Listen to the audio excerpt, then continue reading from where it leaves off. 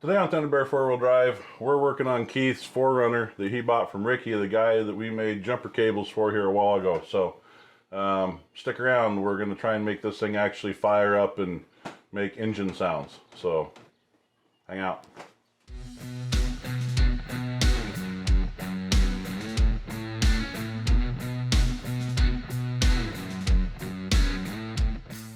So what we got going on here today is Keith bought this here just not long ago. We picked it up, brought it back to my place, and it's a crank no start. So first thing we discovered this morning was battery terminals were not in the greatest of shape. One of them literally broke in half in my hands, which was kind of crazy. So we ran to town, we got a couple parts. So we're patching up the battery cables real quick, and then we're gonna go ahead and crank and see if we have spark. We bought spark plugs, so we're gonna swap out the plugs because we don't know if they're fouled or how bad they're fouled, if they are. So or when they were changed last. So if they were changed we'll do last. plugs on it, and then when the plugs are out, we're gonna do a compression test on it. I want to make sure that the timing belt hasn't popped or anything. So if we don't have compression, well, that's a pretty good indicator something's wrong. But if we do have compression, then we know the timing belt is probably close to sound. But he has all the stuff to do a timing belt anyway. It's got 165,000 miles on it, so it would be due for its second timing belt anyway. And we got a water pump, so we might be here for a bit, so just hang out. You hold this ground wire, make sure it stays inside there.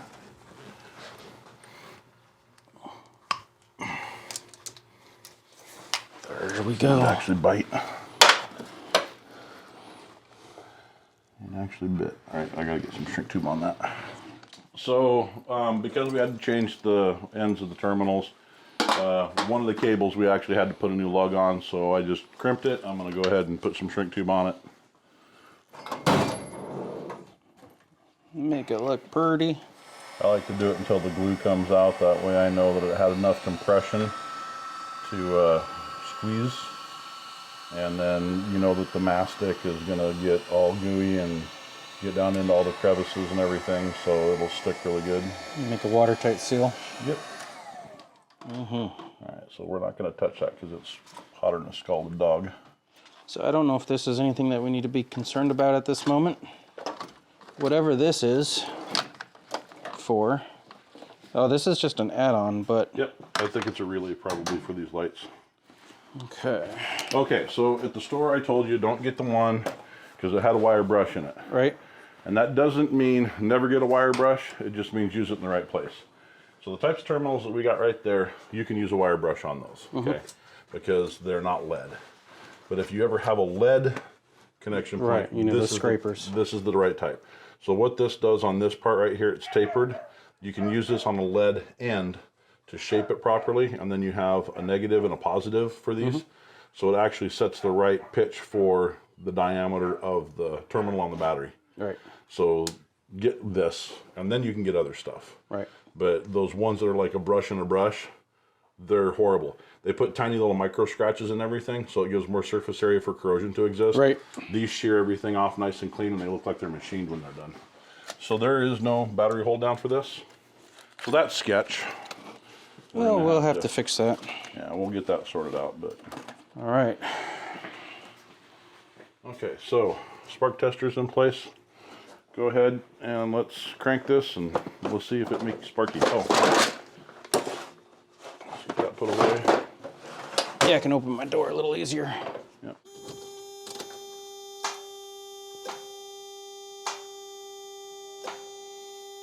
Your starter's hosed.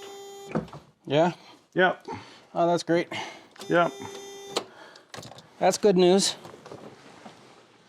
Well, we're learning all the things. Yeah, well, we just made that one trip to town already. All right, so we have 12.74 volts. 12.6 is fully charged, so we have plenty of battery going on here. So it's not the battery that's causing us problems at the moment. So it sounded like the starter is on the passenger side. Yep. So I got a creeper, This thing's dripping. It's making water on the floor.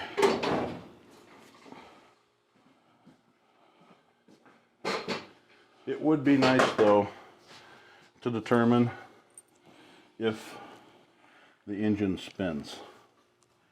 So, I don't want to, like, dash your hopes on anything. But before we, like, do starters, Before we throw more money at it. let's make sure that we can actually put something on the engine and turn the engine over by hand. Would it be easier to pull the fan? It might be. Because I don't see you getting a... It's leaking fuel. Is it? Is that what I'm smelling? That's what the drip is. Oh, great. Well, we know it's got fuel pump pressure. works. So where's it leaking fuel from? Right here. Look like a filter, maybe? That is definitely a filter right there.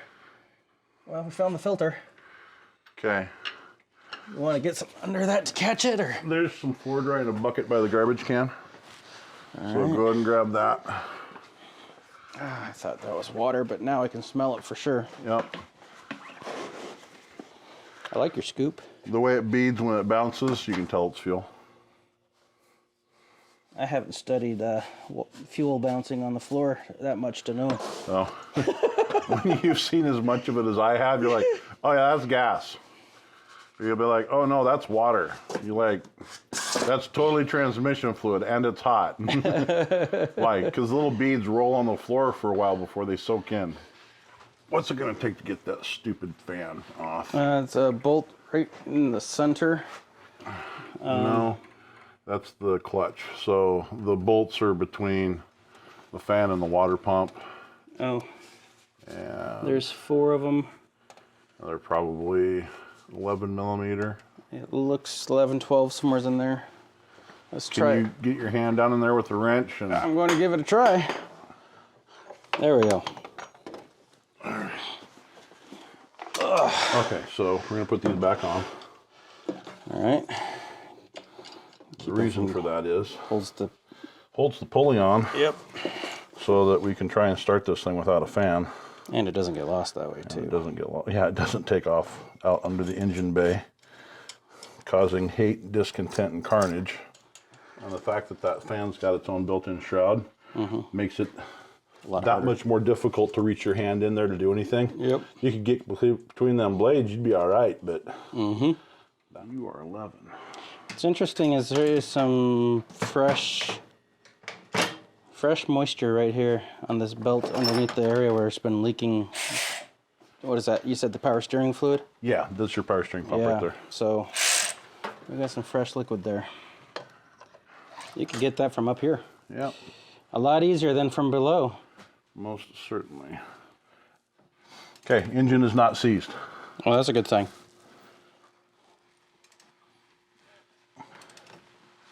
And it feels like it's building compression. Go ahead and let's hang that light up and try bumping it with the key again. All right, fire in the hole.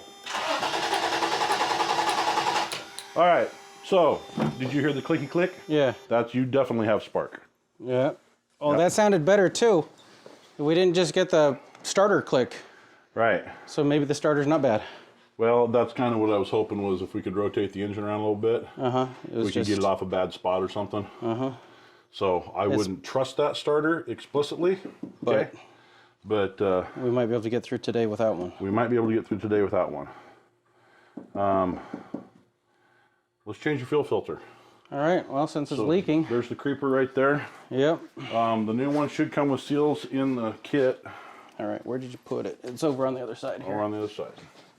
Okay, so we just proved that it got good spark. So I have two different spark testers. One's a standard spark tester that you could use like on a Briggs & Stratton or an old style coil ignition system. And then I have an HEI spark tester that's designed for spark testing high output ignition systems.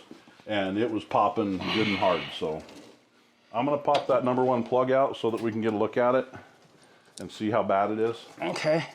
And you can smell that fuel. Can you smell it? Yeah. It's bad. You want the good news or the good news? I'll take the good news. These plugs are completely dry. Okay, no oil leaking then, huh? No oil leaking, and they haven't been fouled. And they look like the expensive plugs. Okay. Yeah, they're the iridium. Okay. So he put nice plugs in it. So we want to just keep those? Yeah, they're not, they don't even look like they've ever been fired. Sweet. Well, they've never been fired with fuel. Does that make sense? Yeah.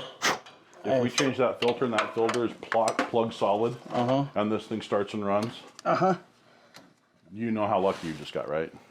Significantly.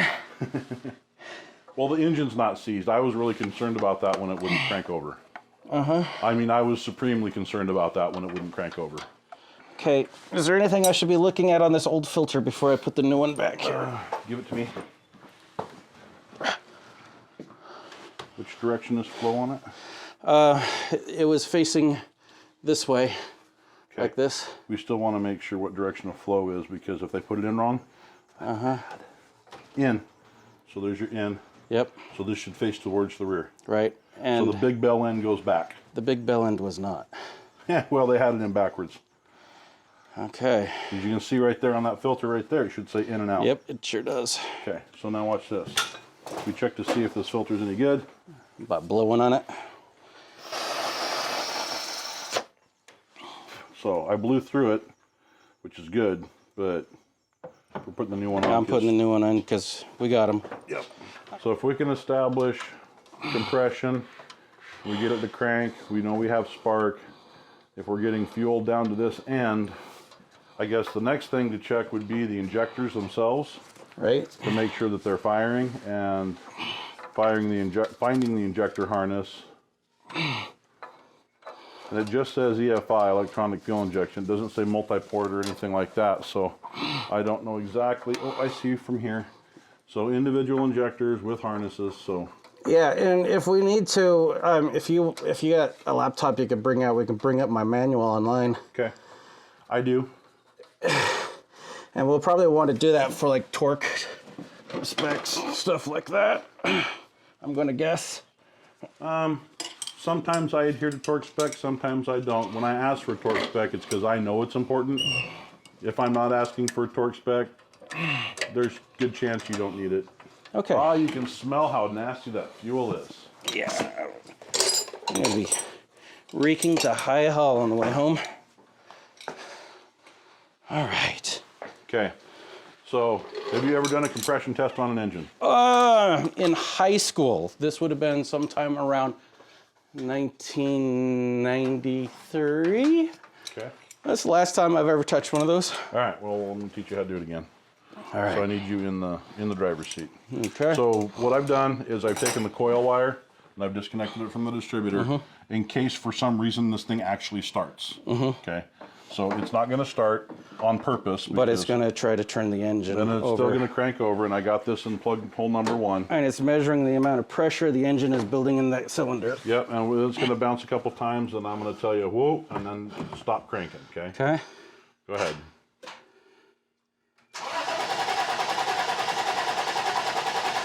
Okay. 155 PSI. Okay. Do it again. Okay. So it's building compression. I Okay. would say your valve timing is probably correct. Sweet. If it wasn't building valve timing or if it wasn't building compression like that, your valve timing would likely be way bad. So Keith replaced the fill filter, and we can't get it to seal now, so we went and did some research on it, and it's a standard, tapered steel line fitting, so there's no reason that it shouldn't seal up. But the fuel filter itself came with a couple extra little black washers and some copper washers, like for a banjo fitting. We're gonna do something maybe not entirely appropriate, but we're gonna see if those copper washers or the rubber washers actually fit in there, and if they'll can help maybe seal up the filter. So.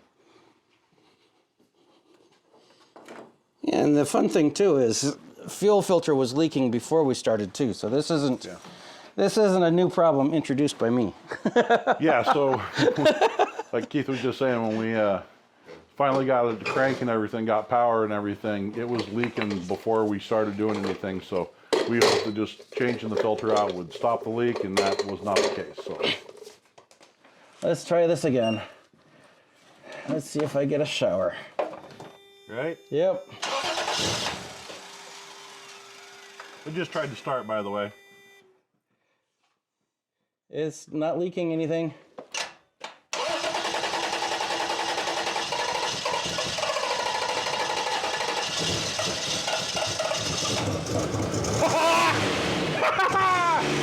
It's alive!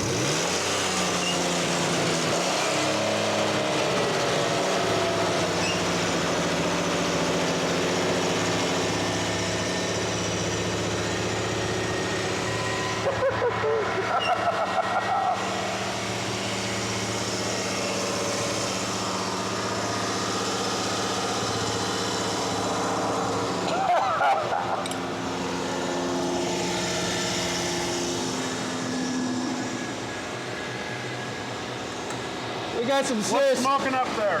I don't know.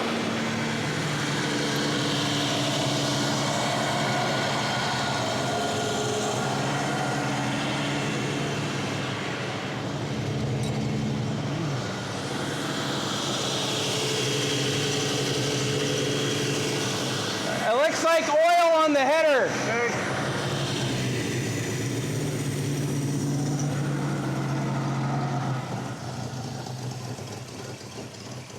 I mean, would it be hot enough to be burning stuff off already? Oh yeah, off the exhaust manifolds. Okay. I shut it off. All right, so it runs like shit. Where's your fuel stabilizer stuff? It would be all over here. Let's get everything out from underneath it, because once we fire it back up, we need to make sure it moves under its own power, and then we can back it out.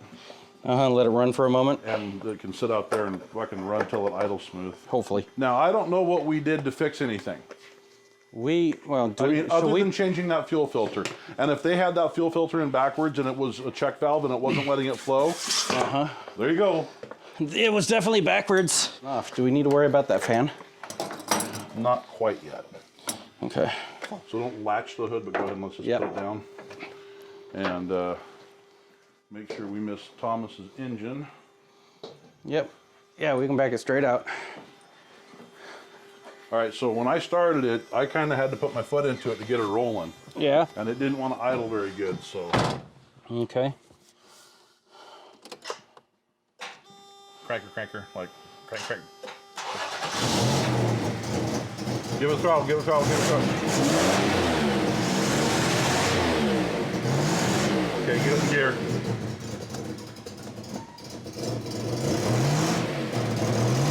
It's in, there we go.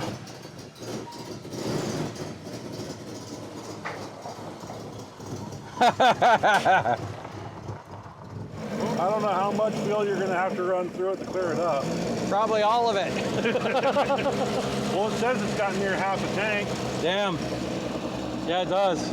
What's the temp say? It started to climb. I mean, and obviously I don't know what that temperature is. I don't know what normal is. Normal should probably be about like the middle, where it's on the actual deal. Right. Yeah. You want to put the fan back on? Yeah, before it, I don't want to get it any hotter. Yep. So pull it in here so when we drop the nut repeatedly, it's on the fucking concrete. Just keep bouncing the key.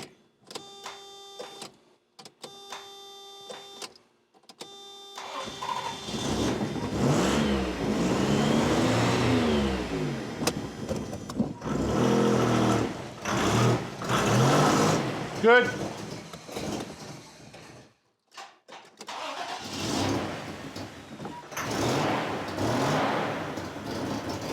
It's close. It's starting easier every time. Yeah. Woo. Go ahead and back it out. Huh? Go ahead and back it all the way out. Okay.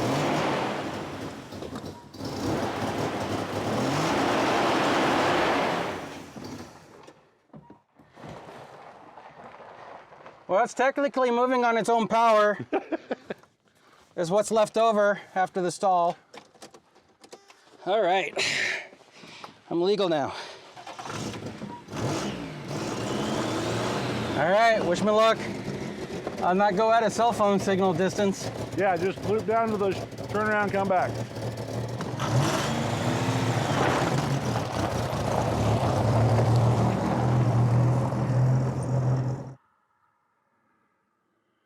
Well, there you go down the road. You can turn around and come back here in just a second.